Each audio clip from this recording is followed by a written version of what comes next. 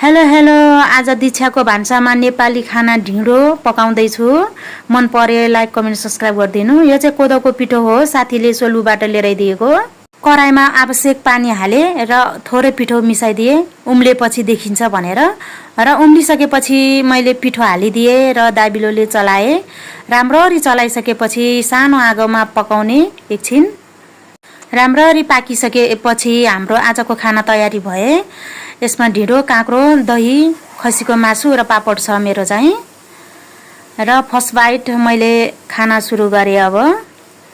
र दही पनि चाख्नु पर्यो कस्तो छ आज। एकदमै मिठो रहेछ दही, एकदमै मिठो छ साथीहरू। दही पनि एकदमै मिठो खालको परेछ। र हजुरहरू पनि यस्तै गरी पकाएर खानुहोस् है, एकदमै मिठो हुन्छ। मलाई चाहिँ ढिँडो एकदमै मनपर्छ, त्यसैले बेला बेलामा ढिँडो पकाएर खाने गरेको छु। र मेरो बच्चाले पनि खान्छ ढिँडो। बच्चाको छुट्टी भएको कारणले बच्चाले केही गर्न दिँदैन, सुरुमै मुड अफ बनाइदिन्छ। त्यसो भएर हाँसेर खाएको पनि छैन मैले। चकचक चकचक चक धेरै गरिदिन्छ, त्यही भएर। र मेरो चाहिँ बच्चाले पनि खाइदिन्छ र म पनि एकदमै मनपर्छ यो ढिँडो।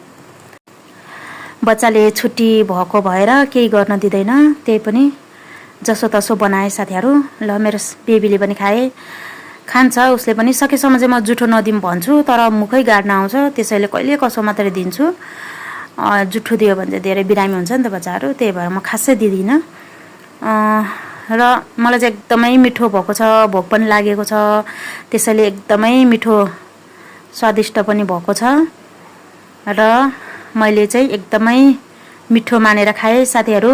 हजुरहरू पनि ढिँडो मनपर्छ भने पकाएर खानुहोस्। म चाहिँ पिठो भएसम्म चाहिँ पकाएर खाने गरेको छु। मेरो भिडियो चाहिँ आज यति नै। लाइक कमेन्ट सब्सक्राइब गरिदिनु। हजुरहरूलाई हेरिदिनु भयो, धेरै धेरै धन्यवाद।